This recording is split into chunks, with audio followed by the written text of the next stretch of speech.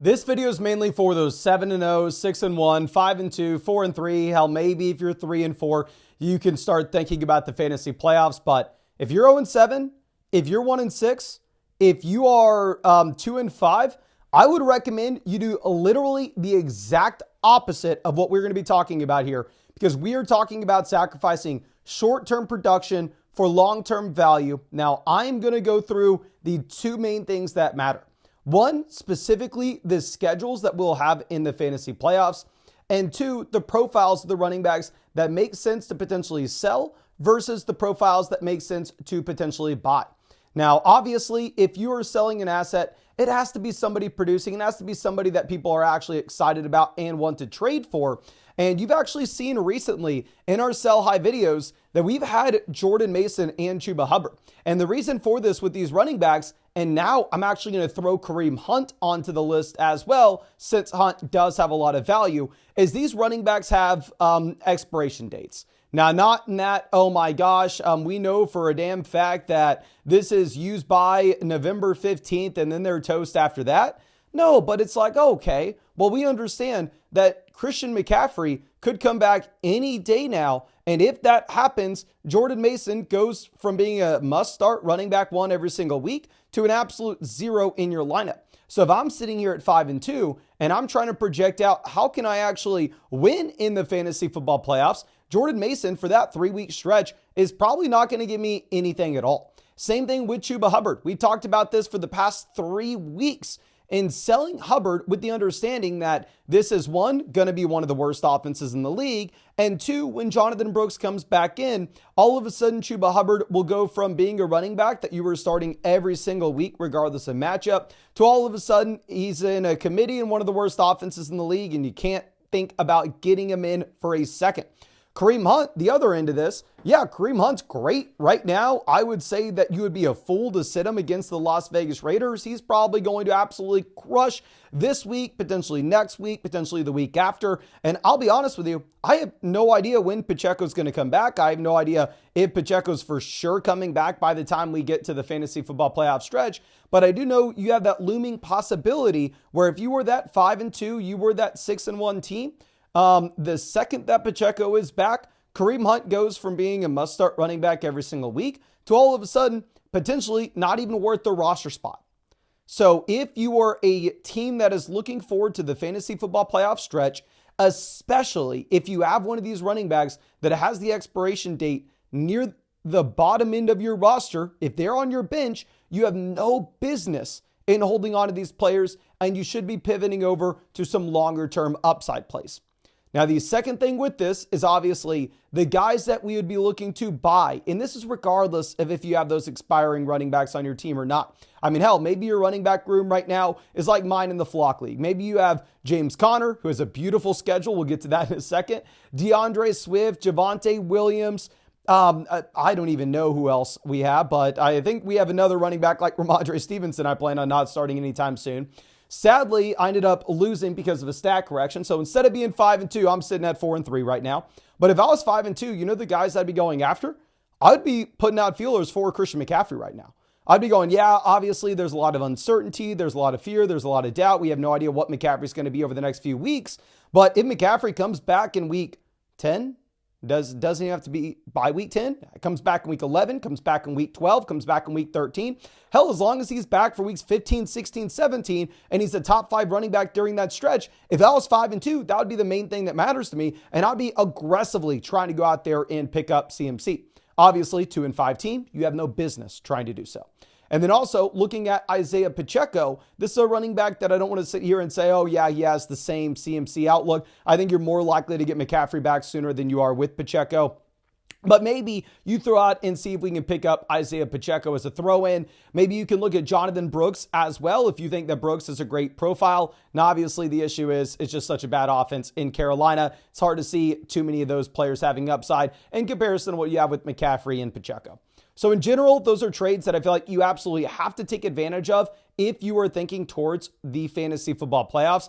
Another thing you absolutely have to take advantage of is going over and using the free pick I got. Everybody who's ever used code FLOCK on Underdog, you should have a free Malik Neighbors pick more than less than half a total yard for Monday night. This is regardless of if you signed up to Underdog Fantasy with code FLOCK 3 years ago, 2 years ago, last year, yesterday, today, or tomorrow. You are going to get that free pick. If you're new to Underdog Fantasy with code FLOCK, you will get an additional free Dak Prescott pick more than less than half a total yard for the Sunday night game, a 50% deposit bonus up to $1,000, and a free team review in the live stream that we're doing every single night. So just make sure you take advantage of that with the link in the description and comment section.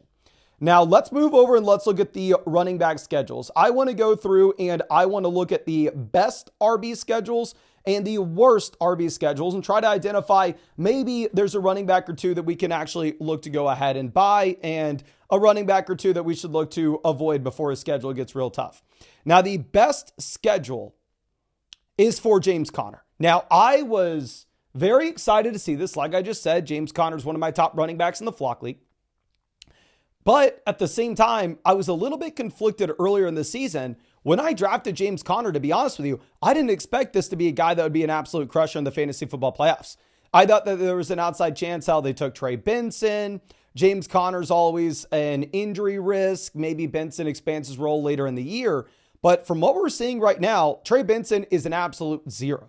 So maybe the only long-term outlook that you have for Conner that would be negative is the injury history and the fact that I don't think we have ever seen James Conner play a full season. Now, hopefully, this is the first year that does happen because you go through and you look at his fantasy football playoff schedule and he gets to play the Patriots, he gets to play the Panthers, and he gets to play the Los Angeles Rams. This is before the Thursday night game where obviously Aaron Jones was okay against the Rams, but nonetheless, these averages, you have 22.5 points for the opposing running backs going up against the New England Patriots. Against the Panthers, you have almost 27 points per game. Yes, the Panthers are by far and away the best defense to go up against if you are an RB. And then the Rams, not a bad matchup either. Opposing running backs averaging about 20 points per contest. So with Conner, honestly, I'm actually probably going to hold on to him in the Flock League. Like I said previously, my initial plan was to draft this guy, use him at the beginning of the season, then maybe transition and look to a different running back for the long-term outlook. But it looks like they're not transitioning to Trey Benson anytime soon, and this is a phenomenal schedule. Now, going over to what we have with our next RB, we are going to be looking at Breece Hall. Now, obviously, in the case of Breece Hall, if you were to go through and if you were to pivot from a different RB, it would have to be an elite level name. Like, you're not going to get Breece Hall for the cheap. I hope you bought low on him a few weeks ago when maybe people were worried. But I mean, right now, Breece is slated to play the Jags, the Rams, and the Bills. Two of these three teams are allowing 20 points per game to opposing running backs in weeks 16 and 17. And then the Jacksonville Jaguars are at 17. So no, Breece doesn't have any matchup that looks as good as like the Carolina Panthers. However, it is an interesting situation in that you have no bad matchups here for Breece. Going over to the Tampa Bay Buccaneer scenario, I don't want to really tell you to go out there and trade for Rachaad White just because by the time you get to the playoffs, who knows? This could be any of these running backs in Tampa. So if you had Rachaad White, maybe you just go ahead and hold on to him. But one thing that's worthy of pointing out is while Rachaad White has two of the best matchups you could possibly ask for, in week 17, he gets to play the Panthers. In week 16, he gets to play the Dallas Cowboys, who are giving up about 24 points per game to opposing running backs. He does have a tough matchup in week 15 against the Chargers. So one thing that I also want to be pointing out here and just bringing to your mind is I know a lot of people are going to be thinking, oh, okay, I need to make sure that I'm optimizing for the points in the fantasy football championship in week 17. That's the matchup that matters most. Not really, right? Because I mean, if you think about it, if you're a team that's destined to go to the playoffs, say you get in with the 4th seed or you get in with the 3rd seed, you know for a 100% fact that you are having to play in week 15. You know if you win that game, you have to play in week 16. So your odds of playing in week 17 are actually much lower than the week 15, week 16. I think this is kind of obvious. Should be obvious. So in a way, I would rather optimize for weeks 15, 16 than rather than week 17. Week 17, let's just get to the dance and we'll figure it out then. But you really have to focus in on advancing through the regular fantasy football playoffs section of the first 2 weeks, unless you're going to have a bye week. But obviously, this is going to be very dependent on your exact league settings. Now, our next RB will be Bijan Robinson. Bijan, great schedule here. You get to play the Raiders week 15. Beautiful. You get to play the Giants week 16 and the Commanders week 17. So the Raiders and Giants, the Falcons should be heavily favored in these games, and they should be able to just run the ball over and over and over again. And against the Commanders are averaging about 17.5 points per game to opposing RBs so far. So I think Bijan, great pickup. Obviously, same thing with Brees. Good luck buying him. I know a lot of people want to laugh at me going, oh my gosh, Bijan Robinson shouldn't be a top 10 running back. He's more like a top 5 running back than he's the top 10 guy. Anybody who rosters Bijan, I think, understands that. I'm going over to our last RB that I'd highly recommend checking out would be J.K. Dobbins in the Chargers. Here you get to play the Bucs in week 15, the Broncos in week 16, and the Patriots in week 17. Obviously, with Gus Edwards on the IR, Dobbins and his workload is insane. Wouldn't mind at all going through and picking him up, play at your RB2. Now, going over and looking at the toughest schedules that you have.